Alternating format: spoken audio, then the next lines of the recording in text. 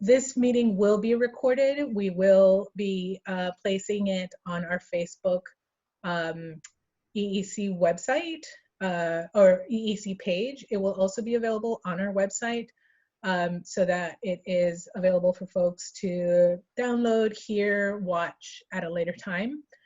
So let me introduce myself. My name is Sharon Navas. I am the co-founder and executive director of the Equity in Education Coalition. We're a civil rights education organization that is statewide here in Washington State. We focus on closing the opportunity and achievement gap for kids of color, Native, immigrant, and refugee. With that said, we are going to focus a lot of our conversation on equity within the educational system. We will be prioritizing questions coming from our communities, and we will be asking questions that are affecting our communities first, and then we will be asking questions that affect the broader public school educational system in Washington State. So I just want to make sure that we're all sort of on the same page in terms of the questions that we will be asking and focusing on. So I'm going to unmute Superintendent Reykdal and ask, how are you doing? I'm good.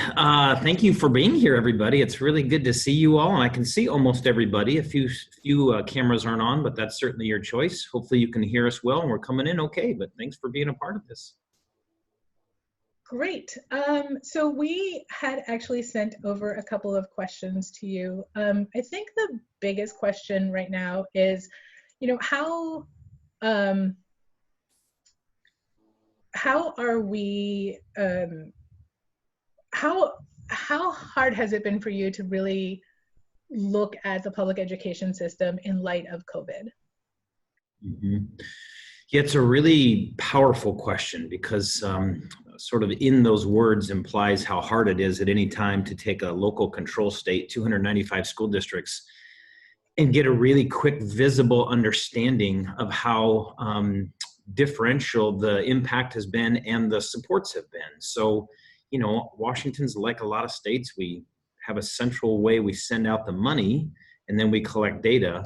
But all of those decisions on who we hire, the curriculum and content, how it's deployed, almost all of the key variables in our state are done by local school boards and superintendents in partnership with their bargaining partners and administrators. So to your great point, it's been hard to know, it's like a philosophical word. How do you know you know?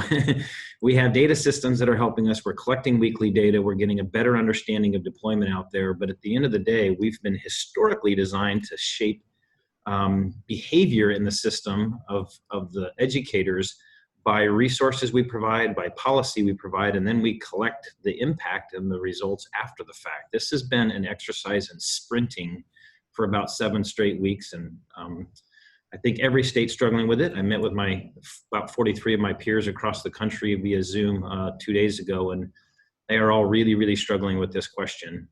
1.6 billion kids globally out of regular school and 53 million American students out of regular school. So no one was prepared for this moment around the planet, but there's definitely been better examples than others in terms of how it's deployed. So what should we be expecting when it comes to opening schools back up? Yeah, we went in such quick triage mode, I think, right away with getting answers as best we could to districts around the closure. And then, the regional closure of 3 counties quickly became a statewide closure, but only for 6 weeks. And then that, within a couple weeks became a statewide closure for the rest of the school year. So we've been working as hard as we can in partnership around the state to get good guidance to the districts about the moment we're in today, right? And now we kind of know how long it's going to be, and we have continuous learning guidance. We have grading expectations, and we can talk about those. So the energy quickly turns now to this fall. As we understand it, the governor's team will focus with emergency management, Department of Health, the CDC, and the University of Washington, who's modeling a lot about the prevalence of disease and virus in our communities, its rate of spread, whether it's differentiating in terms of population density by rural and urban. Obviously, they're looking at the capacity of our medical systems. So they're kind of doing what I would call the logistics of the actual epidemiology. They're going to tell us, hopefully by early June, what our future reality looks like in September. What they're going to task us with doing over the next 6 to 8 weeks is coming up with concepts for how we would then execute in an environment like that. Are we face-to-face with significant social distancing? That probably requires A-B schedules because you can't have 30 kids in a classroom. Maybe we're only going to be allowed to have 12 or 15, but we can't double the number of classrooms and we don't have the resources to double the number of educators. So is it alternating schedules? There have been folks who've said, let's explore what it looks like to put all of our face-to-face energy on our K-6 or K-8 students and put more responsibility of distance learning on our high school students. Every one of these solves a problem and exposes an inequity in the system, of course. There are countries around the world slowly reopening, but grappling with these same variables. There are states, no state is really down the path on September yet, but those are the kinds of contemplations that we'll be asked to think about. And we will be pulling together a group of folks here statewide to start navigating that. And I know like 100,000 people want to be on that. So we're going to have to be careful. But a lot of it will be not just the teaching and learning experts that we pulled together to think about continuous learning and grading, but this will have logistics kinds of folks. And this will have, nurses need to be a part of this. We need to have a lot of voice from community on this about what they think the experience might be. There's a big question about, even if it's safe, will people show up? So at some point we need a lot of outreach in community to say, hey, what does it need to look like for you to have the confidence to show up, either as an educator, as a student, as a parent, as a community partner. So all of that is just getting underway. The governor's stuff will kind of dominate in May, and we'll parallel that education thinking. And the governor really wants to be able to tell folks, I understand, by late May or early June what the prospect for September is. Oh, Sharon, we lost you. You're muted. There we go. Thank you for letting me. I could have spoken for 6 hours and not known that. How has OSPI been working with ESDs and school districts to ensure that students with ELL needs and special ed rights, 504s and or IEPs have been getting the support and educational access that they're entitled to? Yeah, our initial guidance made clear that there's no exemption from statute around EL learners and around students with disabilities. We have other targeted student groups as well that we focus on. There's no statutory change in that. So the expectation for continuous learning of these student groups is consistent with all student groups. Of course, those services often come with a need for higher touch or what I would call just a lower adult to student ratio to do it well. So we've seen some pretty good examples of stuff happening at a distance, and then places where it really breaks down, either because of connectivity, a lack of supports. There are some services, candidly, with a few of our students that are actually tactile. You're teaching them physical therapy skills, occupational therapy skills, speech language skills that can't legally be done under the governor's stay-at-home order right now. So our message is to districts, all of those are an expectation you continue to do when and where you can do them.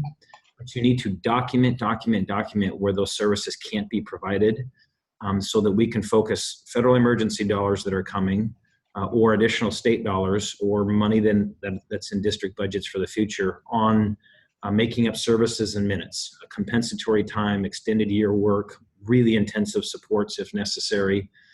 So that's been our guidance. And like I opened with, 295 districts are having 295 different experiences. But that's been the deployment. Our ESDs are really, really good, and they help create regional approaches to professional development or supports. Districts use them differently. So some districts really rely on their ESDs and some not very much at all. So I'd let them speak for themselves, but we've been really pleased with how engaged they are in trying to create a statewide framework about this. Superintendent Reykdal, what has been the what, if any, sort of equity framework have you and OSPI been looking at or using to ensure that kids who need supports get them in alignment with the governor's stay-at-home order? And you know, the school districts also offer a lot of things that are not academic centric. How are you and OSPI using equity as a center to working with school districts to make sure that those things are also offered?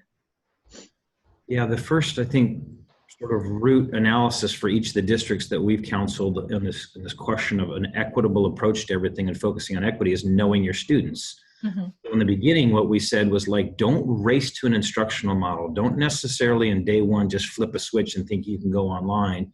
Really inventory, who are your students? What services do you provide right now that are both, you know, academic, cognitive, and non-cognitive? Get a roadmap for how you want to deploy. That was some of our early messaging, as you recall. And then we remind districts that there's no diminution of law around the programs and policies that were grounded in equity. So whether it's language access barriers, students with disabilities, high poverty, there's no approach here that should dismiss us from our moral and legal responsibility to really target resources and focus. Of course, everyone's at a distance now. Right. So it's harder for everyone. And I think it's disproportionate because by virtue of the means, that is distance technology, you are telling families who in the past you may or may not have needed to be connected. There's a school-based facility for you with comprehensive supports. And now we are saying that's not an option for you. The governor's order doesn't allow that. So that very order by itself creates inequity. It magnifies what was already unjust in the system before, because let's face it, we were already depending on technology, resources, enrichment, and all kinds of things. So that's part of the lens that we've looked at. The grading policy is another one where we grounded in this concept of do no harm. Students shouldn't receive Fs. No one's letter grade should go backwards. If a teacher / student family can't come to a belief that a student has met proficiency on standards, then our focus is an incomplete then. That says we don't have enough evidence yet, but the expectation is that we will re-engage all students. We saw other states do pass fails and pass no credits, and we saw lots of other behaviors out there that we didn't think represented the best opportunity at equity. And then lastly, it's partly a question of where do we go from here? So an equity-focused policy doesn't just look at sort of what's currently in the law, what are the emphasis now, how will we close gaps through trying to connect students with hardware and connectivity, but what will we do with $200 million in federal money? What will we do next year in response? And this is where we both challenge our legislature and our districts here with their resources to again go back into that question of you identified your students, you identified gaps that existed before this, you've identified how they've been magnified by this. So there's definitely some expenditure reimbursement that will go on, but it won't even come close to the $200 million. There'll be a lot of additional resources in districts to specifically focus on incompletes or those services, as you said, that are not about academics, but just went longing in this environment. Districts will have an opportunity in their application for this to focus on closing gaps or at least re-engaging in where they were on gaps. A little bit of money, a little bit of policy, and a lot of expectation. And then I hope we will all take this moment to realize that we were always a system dependent on an unjust access to technology. This just put a spotlight on it. But if you thought kids could really effectively navigate before without it, that's not true. So there's a huge new policy discussion coming to the United States and 50 different states about what we look like coming out of this thing. Superintendent Reykdal, you brought up nonprofits who help support students in schools during the school year. A question for you is, given the significant summer learning loss that we have in the state for kids who don't have the privilege of going to summer camps and all that other stuff, what is your expectation for districts and community providers in supporting summer learning models, particularly those that partner with nonprofit agencies who already run summer programs? Mm-hmm. Mm-hmm. Well, two things will guide the work, of course. One will be the governor has to release us at some point after June 19th to use our facilities, or not, which is okay too, in which case we're even more dependent on community partners to house the learning opportunities.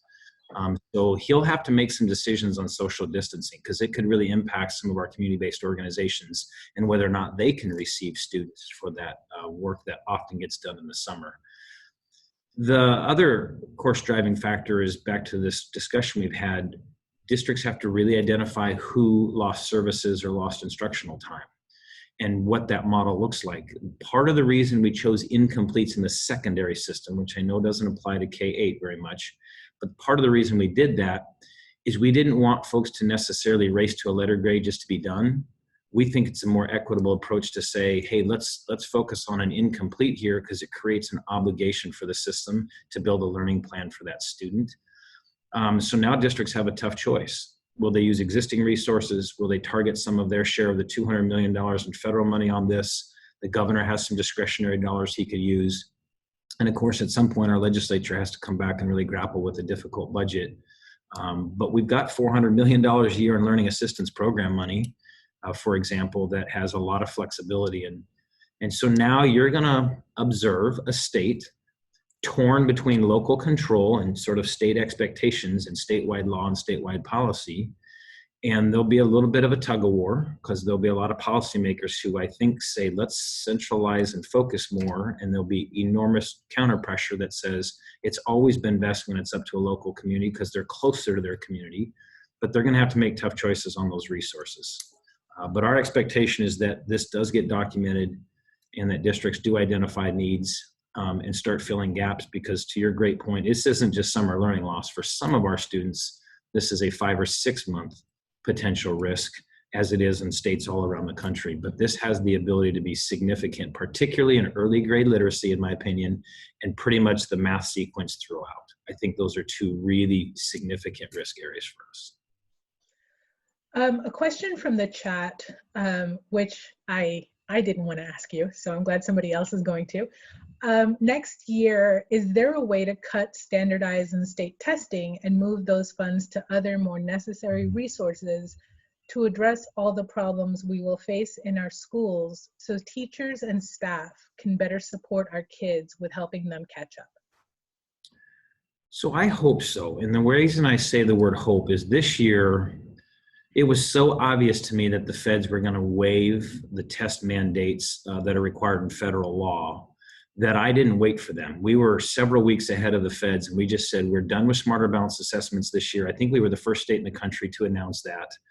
And it's not because assessment doesn't have a place in our learning systems. It's that right now, with lost instructional hours and lost support services, kind of complying with a federal test mandate wasn't the best use of our very limited time.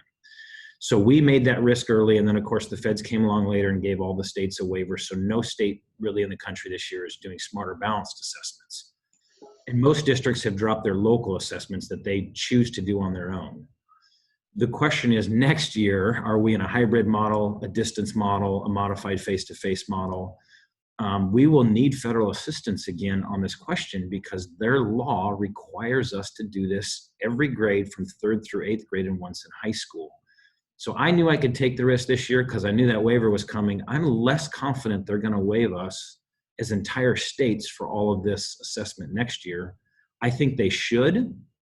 Or at a minimum, what I have said for a long time is cut this in half, go essentially 4th, 6th, and 8th grade only, and then let states still choose what high school year. We choose the 10th grade, by the way, but a 4, 6, 8, 10 model in our state would cut testing in half.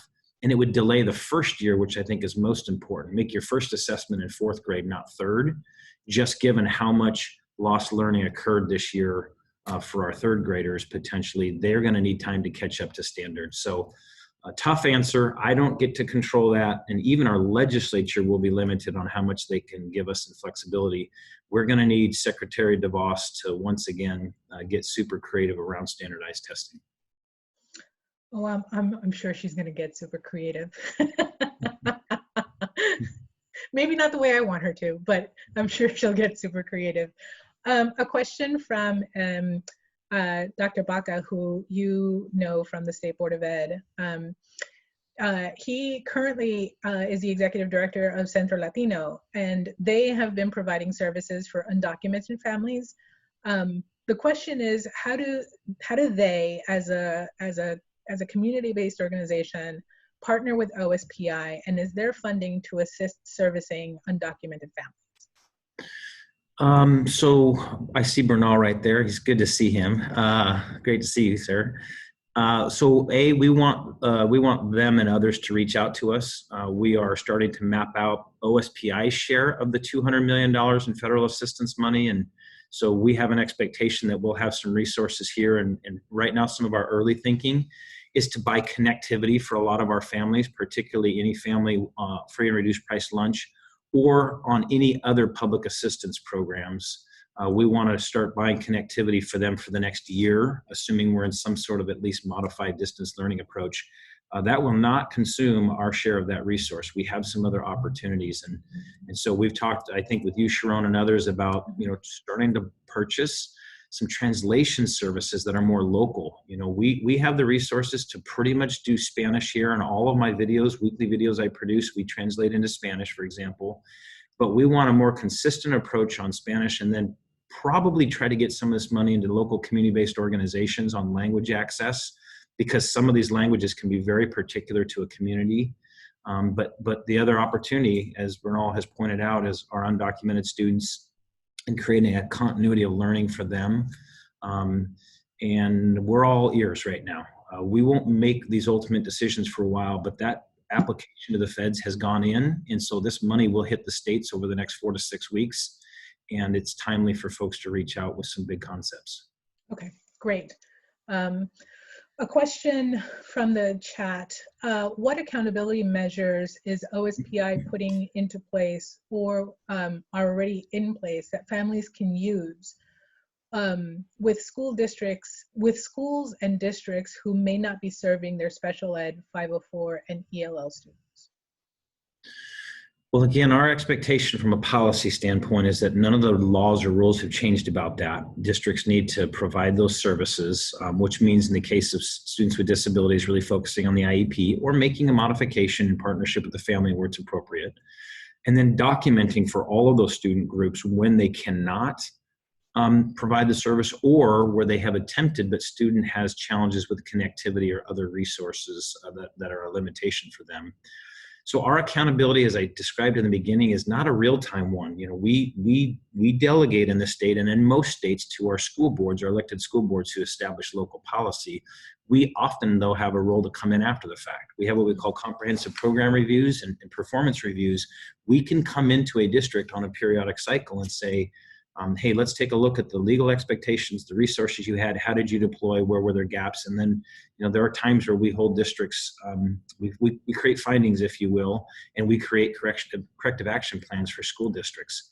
This will be a really remarkable time, though, because there isn't any district that can legitimately claim they didn't miss a beat. Like, everyone will have gaps here, and sometimes to no fault of their own. So we'll have to decide whether there's some systemic approach to evaluating this. 295 different, districts. We certainly will not have the resources to do comprehensive program reviews. And in fact, right now, we are not doing any of those, so the districts can focus their energy on the limited instructional time that they have. But we'll be back into that process, and we may need an evaluation criteria to focus where we put those evaluation resources, rather than just everybody's on a 5-year cycle. There might be a more targeted approach we could take to this. And maybe it's around the lack of connectivity, right? Mm-hmm. So we have communities where we know students had less access than others. Maybe that's where we go in and kind of do a comprehensive review and figure out where the gaps are. It would be certainly informative for policymakers if they could better understand where did this go well, or at least be decent, and where did this really fall down because of all those connectivity issues. On that same point, so we, and I'm sure folks on the Zoom have been hearing a lot of stories about individual school buildings or individual school districts that, especially at the very beginning of this, when the federal government came out with its, if you can't, and I'm paraphrasing, if you can't educate ELL and special ed, please just don't educate anyone. And that was at the very beginning, like early March, when really nobody had any clue what this was going to look like. And it feels like there's very limited intentional and progressive work being done around ELL and special ed students. I think one of the hurdles is that obviously internet deserts have put a huge cramp in the style of how students are getting educated. But I think we're beginning to hear stories of families who were already having a hard time with ELL and special ed before this happened, and are now having an even worse time. Would you suggest that we just take those stories in and reach out to the ESD? Like, who do we talk to about families that really aren't getting much of any service now? Mm-hmm. Well, we definitely deploy through our 295 districts. So first and foremost is a relationship with that local school district. And I hope sitting down with them and trying to diagnose whether this is a connectivity issue, a service delivery issue, or, we did have a lot of professionals in that high risk category, for example, 60 and over, who very early on were told, like, you should not be in direct service with folks. And so, that quickly migrated to everybody at a distance, and that's just not a very good learning model for a lot of people. So I think the local district relationship is most important. Our ESDs, as you have indicated, and depending on where you are geographically, they are incredible support systems for our school districts, and they have an opportunity to support this. But typically a one-to-one relationship between a student and family and an educator is very much at the classroom level or the building level. So that's key. But I would also like to hear about this, particularly if there's some systemic data to it. If there's a systemic understanding from perspective of community that it happened geographically, or it happened in particular deserts of connectivity, or if entire programs look like they were put on pause, we would definitely like to hear that here. That's part of the feedback process that we are constantly on. And then we can try to take a more statewide systems approach to understanding, was it isolated in a place, or was there a systemic problem statewide on a particular program or area? That's my counsel on that. Okay, great, thank you. A question from the chat. There are medical experts predicting more difficulties in the fall with the coronavirus colliding with the flu. Are there any considerations to converting to a temporary year-round model for schools so that they are open in July through September, assuming that the warm weather actually slows down the spread of the virus, and having intermittent breaks during the fall and winter? Well, I definitely heard every scenario because this is pretty real, right? And around the globe, different countries are having different experiences, and they are sort of exploring that as well. I think this summer is really not a viable option because the legislature will not have the ability to really adjust appropriations. And so asking folks to work 2 extra months right now, there's simply no money for that. I think what has been considered more is whatever the September start looks like, assuming we had a lot of instructional hours lost this year, and potentially off and on starts next year, depending on how we have to close down buildings or socially distance. Should we already be thinking about next summer? Is there a calendar we could figure out starting in September that puts more breaks into this year, try to avoid the summer learning loss of 21? Those are some more contemplations that I've heard for sure. Interestingly, a district could do that today. They could sit down with their local bargaining unit, because the calendars are bargained in our state, and they could come up with a very modified schedule for this next year, September all the way to next August, and they could start to anticipate that. There's no mandate in our law, state law, about calendars, except 180 days minimum of instructional days, and 1,027 instructional hours. So basically 6 hours a day is generally the rule of thumb for those 180 days. But you can stretch them and mix them and match them however you want as a district. It's very much a local bargaining question, unless the legislature intervenes, either through a special session or their regular actions this year. They could intervene. They always have the legal authority to set policy around calendars if they chose to. Chances are they're going to need to come up with resources, though, if it's really trying to get a lot more workload and or interrupt the professional learning schedule, because a lot of our teachers have continuous learning credits and obligations they have. And if you wipe out their summer ability to do that, I suspect the legislature really needs to figure that out. So just on that point, if you were to, if in an ideal world, we were to create sort of a year-round model for the foreseeable future, given that we don't know if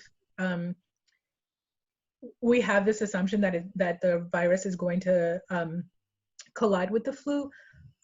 If we were to do like North Carolina does, which is 6 weeks on, 2 weeks off, 6 weeks on, 2 weeks off, would that allow the professional development for teachers to be added into those 2 weeks? Or is that something that's completely separate from OSPI and would be like a union, local union, state union issue? So a little bit of all of it. So I have been an advocate for a balanced calendar for sure. I've not been shy about that from day one. I thought our summer learning loss was really a function of an agrarian calendar that's long gone, although there are communities who truly have a high percentage of their students who engage in agricultural work or summer work. So you don't want to preclude communities from doing what is best for them. But for lots of communities, they should be avoiding summer learning loss with a more balanced calendar, and nothing precludes them in the bargaining relationship from figuring that out. I think the challenge is higher ed has built a professional development model around summer. Okay. And the expectation is that those models are in place and they would flex. I mean, if we went to flexible schedules, as a few states have done and lots of the rest of the world has done, they flex and they build 1 and 2 week modules, and they do a lot of stuff as self-guided instruction on your own, right? The old model of I need 2 months to take a class in the summer, that can break down pretty fast if it has to. And our higher ed system's pretty amazing in the state, and I'm confident they'd flex and bend to that. But it's new and it's different, and it would take some real thought on the front end of it. But nothing precludes a local district right now from getting creative with that. I personally, if you ask me, I would like to see us expedite our work on a balanced calendar. I don't know that 6 weeks on, 2 off, or 8 on, 2 off makes sense everywhere, but people need to start to explore what this looks like. We're also seeing a lot of jumpstart programs emerge, so bring students in for a week or 2 in August before school starts, and really do intensive work. Sometimes it's around math, it could be another subject, and really catch them up as an intentional practice and a way to close equity gaps in particular. Why assume that every student comes back in September with the same level of learning loss? Why not assess that and then be super intentional with jumpstart programs? So they're really cool. I like them. Even higher ed does them a ton around the country. Mm-hmm. So again, from the chat, if we go back in the fall with an A-B schedule for K through 6 kids, what does that look like for parents who are full-time workers? They would need to figure out childcare for those off days. Would schools provide this? Yeah, and this is why no state has landed, right? Everyone knows the dilemma. We want to get instructional time in. We can't instantly grow teachers or instantly grow classrooms. We can't double them. So if we're restricted to half as many students, it sort of default seems logical on paper that it's an alternating schedule, an A-B schedule, and then no one has an answer for childcare, which is why the next thought people have is, well, what if we focused our face-to-face time on our K-6 students? What if they had an everyday opportunity at smaller ratios, and we put a higher percentage of online learning expectation on middle and high school students, for example, or just high school students? All of these are part of that giant policy consideration that is soon to be in full steam. I think Colorado is probably the only state, in my opinion, that's ahead of us and starting to contemplate this. And even they don't have answers. They have all the questions, and they put them on paper, and we're going to gather their document, because they've also had people say, what about this model? What about that model? And we need to we need to be greedy right now. You mine the best thinking around the country and then put it in your context. And that's what we're going to have to do here. Is OSPI doing any kind of survey or mapping of the internet deserts and or technology hardware access? Yeah, a couple of things happening on that front. Our broadband office associated with the Department of Commerce already has a pretty good understanding of our connectivity deserts in the state. But that's a hard question, by the way, because do you need one provider to consider yourself not in a desert, or do you need a competitive environment that keeps prices, really competitive? So they've got all that sort of mapped out and figured. That's why we're deploying dozens and dozens of hotspots right now in rural communities in particular, but it'll hit every county will have hotspots. These are not broadcast centers. They don't broadcast high speed into people's homes. It gives you a fixed place. If you have no connectivity, you'll be able to drive up to a particular school, connect to it, be engaged in learning if that's the plan of the teacher, upload assignments, download new learning expectations. It's not the best solution, but it's a part of the solution. So those are being mapped out and those are being deployed as we speak. We have surveyed districts about student connectivity and student hardware. And there's a twofold challenge here. We understand that about 2/3 of our districts tell us that 75% or more of their students have a decent connection. They have both the hardware and they have the connectivity. That doesn't tell you about the experience of the 25%. And in some cases, it might be only 5 or 10%, but it means that even in high connectivity place, there are families who aren't connected. And then what does it say about 1/3 of the districts who told us that less than 75% of their students have the hardware and connectivity?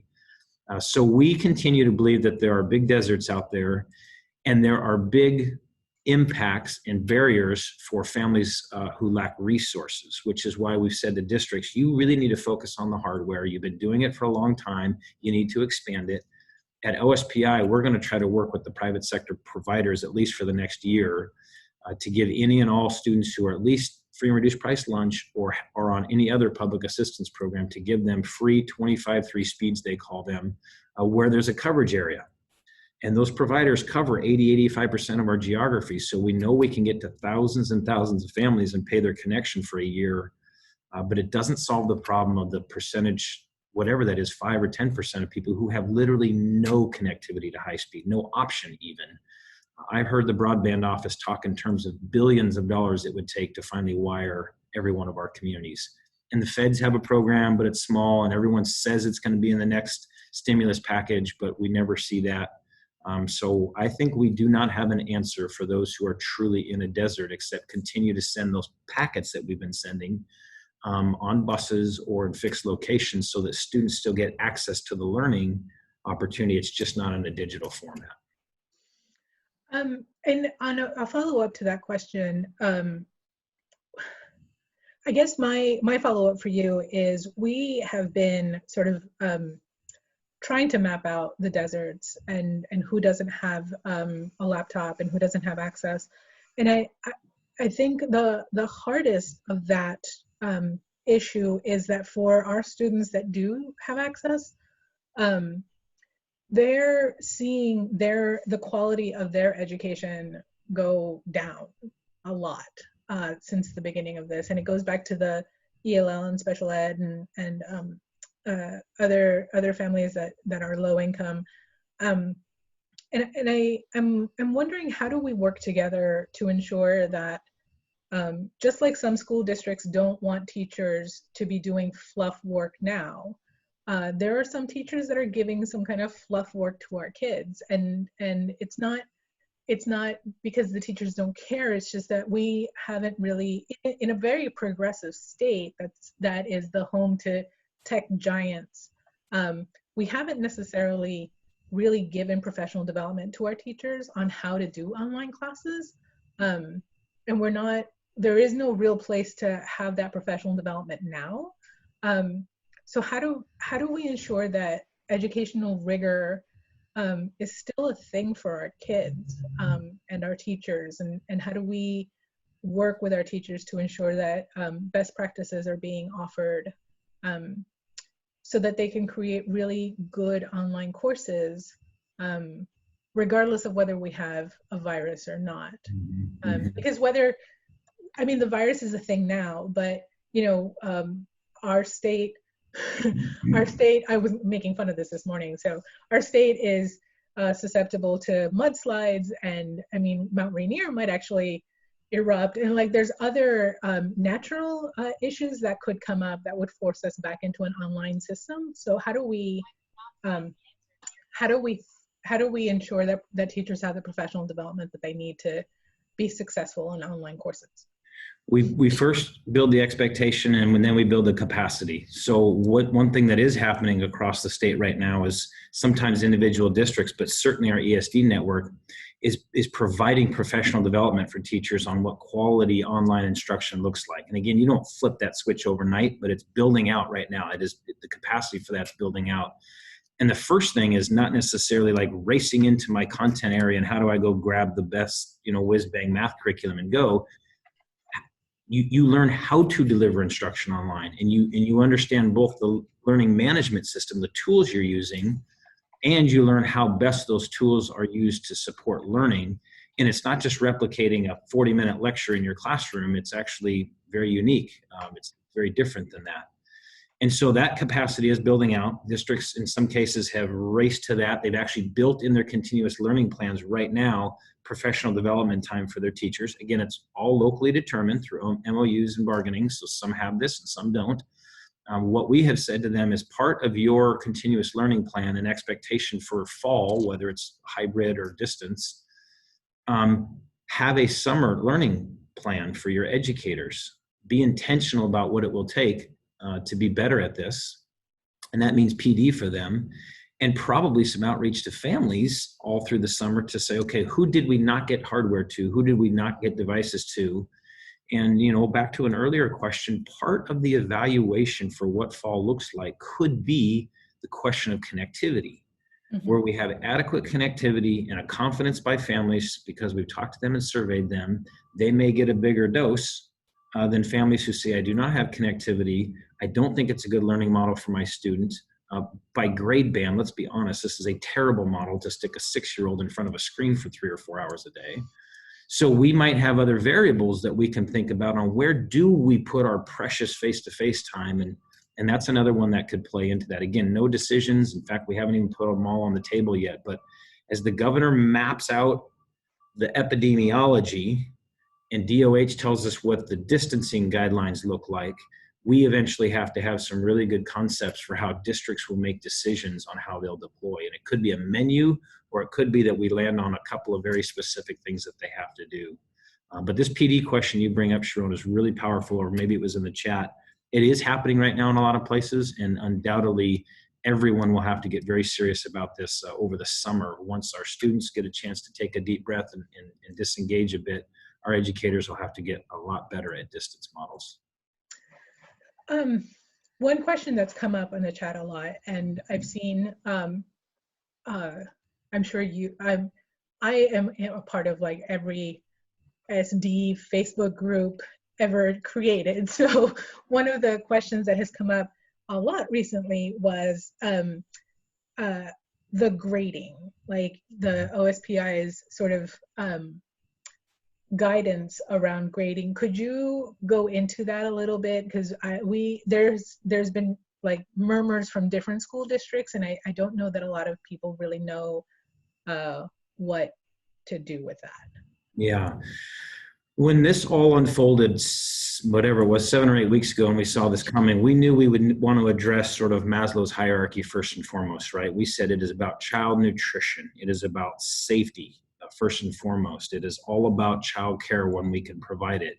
We had a continuous learning document where we brought these teaching and learning experts in from around the state, and they helped us understand how we could give a framework to districts around how to continue learning even in this moment, because we saw other states, a few of them just sort of walk away. They just said, state has no guidance, local districts do it, don't do it, it's up to you, it's local control. We did not think that was the most equitable approach. And the mantra we used here is, if not us, then who? If the state isn't making an expectation and districts aren't reaching to families who need learning, it's a pretty inequitable system, because then it's sort of like a supercharged enrichment state where if your family has time and money and resources, you keep learning, and if you don't, then you don't, and that didn't seem right. So through all of this, we thought, okay, we got these big building blocks we put in place, and all of a sudden what popped out of it was grading. We didn't expect to even issue guidance on this. Grading has sort of 3 tiers. The legislature, very hands-off, has an expectation. OSPI can shape the transcript and what a credit is. And then the biggest part of the state law, though, is really clear that teachers evaluate learning, and they issue grades based on their understanding of students' ability to demonstrate proficiency against a set of standards. And we have a lot of standards, so teachers can pick and choose some of them that they think are really priority. Under that, we said, okay, we better tighten this up a bit. We had districts kind of all over the place on grading, and a lot of them say, can you put some shape around it? Can we have a better state policy that's tighter and still give us a little flexibility? So we surveyed, we talked to folks. I went on my weekly video. We got hundreds of emails back from students, a lot of students too, by the way, which was cool, parents, educators. We did our circle, and here's where we landed. We're going to use letter grades. We're not going to use pass-fail or pass no credit. We understand there's some merits to those, but we also observed a lot of folks saying they didn't think that was very equitable. And if everyone can get a pass, will we really engage students in continuous learning? Will they really get the engagement that they need? A lot of students said, hey, it still impacts my GPA, which impacts scholarships, potentially higher education, although our universities and colleges have been great about saying this semester will not impact resident undergraduate admissions, but they were still cautious, as they should, about military service, scholarships, graduate school, getting into your major. There was still some concern about it. So we landed on let's grade. Let's make sure that no student, though, will get an F. So districts are not allowed to issue Fs. Any student can improve their grade. They have an option to improve their grade. All students need to continue to engage, though, in learning. And any student or teacher who determines that a student didn't meet these very narrow standards, they can offer them an incomplete instead. So not an F, but an incomplete, which then puts an expectation on the district, the building, the principal, the teacher, to really understand where the student came up short and have a plan for them as we come back. Tough for our seniors, which is why we had separate guidance for our seniors and said, make them a priority, get them what they need, get them graduated. They don't have time to make up. But for everybody else in high school level work, they need to have a chance to make this up.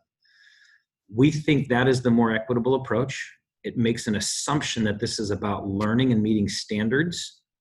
And it gives districts still the ability. And what I mean by that is they're picking their grading scales. They can't do Fs. And they can't demote a student. You can't go from an A to a B or a B to a C. You can only improve or maintain with your efforts. But districts get to pick whether they're an A through D scale, an A through C, an A, B, or an A only scale. And you've seen Seattle adopt an A or incomplete.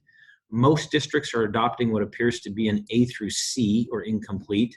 And then there are a few still doing an A through D and incomplete. I'm not sure I've actually seen an A-B system yet, but it's an option for them.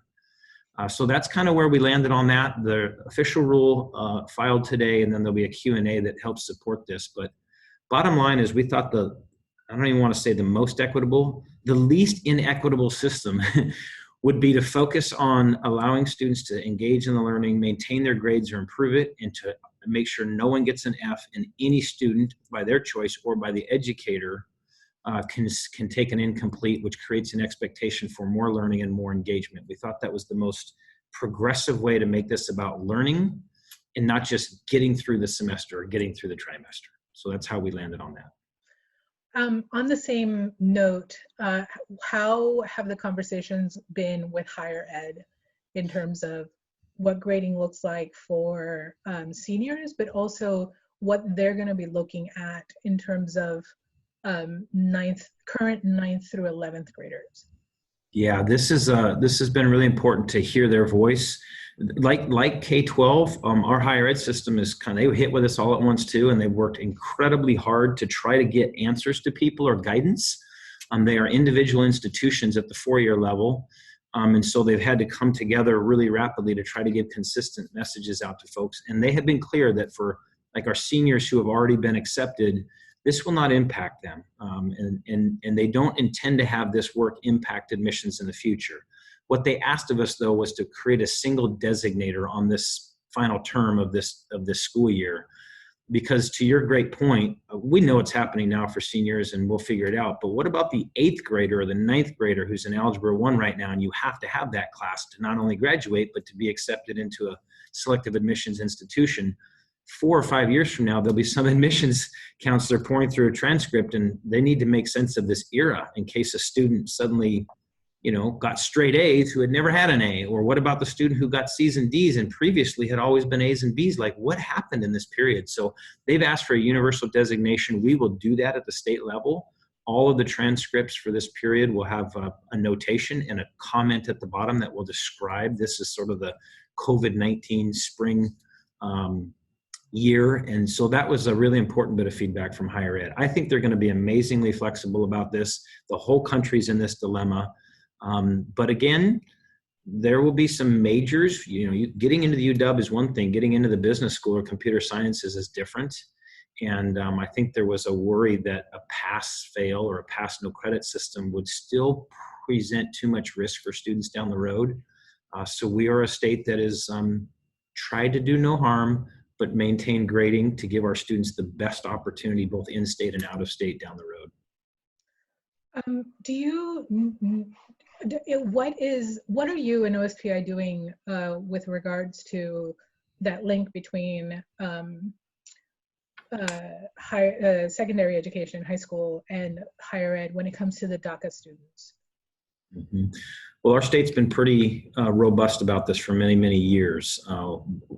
Both policies around high school transcript, ensuring that, making sure that there's a path to higher education, making sure that our financial aid systems can support students.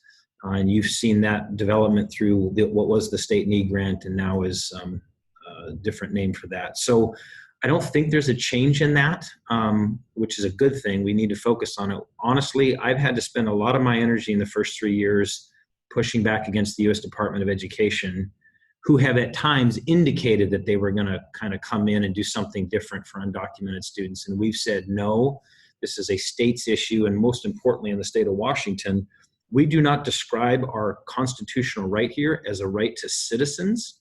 We say residents of the state of Washington. Our Constitution is very, very important and very clear about this, that if you reside here, we do not observe how you got here or your status.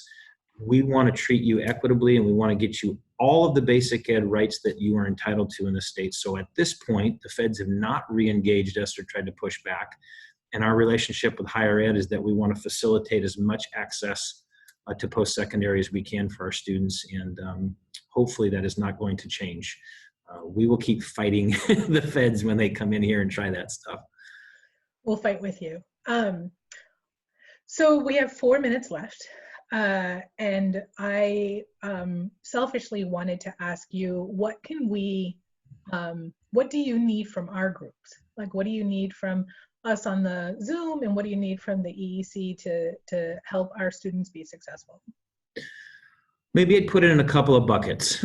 First and foremost, we need your constant feedback as decisions are coming, and the next big weighty decisions are fall, right? So if you have concepts about fall, I want to hear that. I want you to share it with local districts. I want you to share it with your higher ed institutions where you have concept. Secondly, always focus on your local relationship. I'm not value judging it. No matter how you feel about local control, it is the statutory framework of the state of Washington. So where you have concern with a district or a building in terms of how they're deploying, I think they want to hear that, and they need to hear that because they're going to be most able to respond to local feedback. Coming to me with a concern about a principal in a county, 150 miles away, like, it's going to take me forever to navigate that path to try to intervene, and it's not nearly as powerful at this point as local communities saying, hey, we think there's a huge void in your services, and what can we do to fix this, particularly going into the fall? And then the last thing I'd say is, Sharon, you're really powerful about gathering impact and gathering voice and having it land in places where we can listen and react and try to make policy changes. So I think the legislature has an enormous task ahead of them. And I told them this, and I'll be meeting with the members of the House and Senate Ed committees here shortly on a similar conference discussion. But I've consistently said to them, we'll figure out this moment, we'll struggle through it, we'll do the best we can. I actually think we're doing better than most states. That's not the question. There will be a COVID-22. There will be a Mount Rainier that blows its top. There will be a tsunami on our coast. There will be something in the future. So this isn't about just returning to where we were. It's about observing all the inequity in the system that was already there that's magnified by this. And how would you do things differently going forward? It implicates how we target resources to communities that need it most, right? That's a far cry from what we just did, which was try to address cost in high cost areas. And so the money in the last solution, which is understandable, did flow a little bit more to places that had high costs. And you can understand that logic, but that's different than an equity lens about our students. Distance is going to be a question of policymakers. So I need you all to think about what connectivity looks like, both a hardware and an actual, connection via wireless or fixed line. We have money already targeted for low-income communities and poverty based on federal formulas. Is it the right formula? Should it be more intense on fewer communities, or continue to sort of get to everybody who has some degree of students who are low income or free and reduced? Everything you thought was an important question six months ago is the only question 6 months from now, and should be aggressively doubled down upon, because we'll get through this moment. And by that, I mean, we'll do the best we can. We have an opportunity to transform the system though, and use this as a springboard to do that. Universal connectivity, you've heard me say, is one of them for me. It's inexcusable that in our state, not every family is connected. And for as little as $10 to $12 a month, we can do that. Compared to the $15 billion we spend in education, for $50 million a year, I could guarantee every single free and reduced price lunch student access to high-speed connectivity, if they have it in their area, of course. Mm-hmm. That's a huge policy statement, totally doable. Yeah. But just need your voice pushing for these hard questions. Never let a crisis go to waste. Let's get better. Well, Superintendent Reykdal, thank you so much. It's amazing how quickly an hour goes by. We still literally have dozens of questions on the chat. I probably am speaking cart before the horse, but I would not be surprised if you see an email from me asking you to do this again in a couple of weeks. That sounds good. We might actually have to open it up to a couple of hundred more folks, but I would love to keep having this conversation with you. Thank you again, folks, for your questions that were not asked. We will be sending these over to Superintendent Reykdal, and hopefully we'll be able to have a deeper conversation again in a week or two. Thank you so much, everybody. We will be posting this recording on our Facebook page as well as our website, www.eec-wa.org.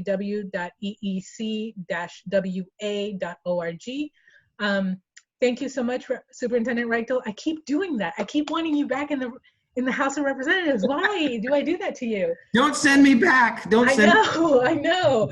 Thank you so much, everybody. Please go outside, take a walk, have some lunch, take a break from Zoom. Thank you so much, everybody. Bye, Superintendent Reykdal. We'll talk to you soon again. Bye, everybody. Thank you.